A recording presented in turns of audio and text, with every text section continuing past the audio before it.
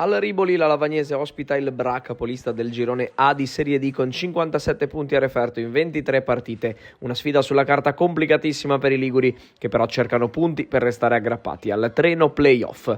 Fischia all'inizio l'arbitro Zini e sono proprio i bianconeri a portarsi in vantaggio con il capitano Angelo Lombardi. L'ex di Savone Gavorrano si mette in proprio con un destro dal limite sul suggerimento di Garibotto e supera così il portiere del Bra, Ribeiro.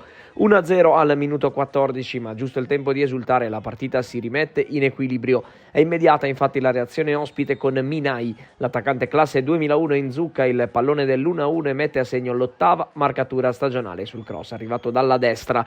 Avvio di gara frizzantissimo, qui però seguono 30 minuti senza grandi occasioni da rete e allora via con le immagini al secondo tempo. Al 50° Lavagnese vicina ancora al gol con Lombardi, ma stavolta il suo destro a giro non trova l'angolo giusto. Nel finale il Bra cerca di fare i suoi 3 punti, ma Gragnoli dice di no a Gianlombardi. C'era comunque fallo dell'attaccante che a pochi giri di lancette dal termine va ancora un passo dalla rete. In questo caso il suo tiro da fuori termina sul fondo e la partita finisce 1-1. Punto importante della Lavagnese che interrompe la striscia di 6 vittorie consecutive del Bra. La squadra piemontese resta comunque saldamente in testa alla classifica.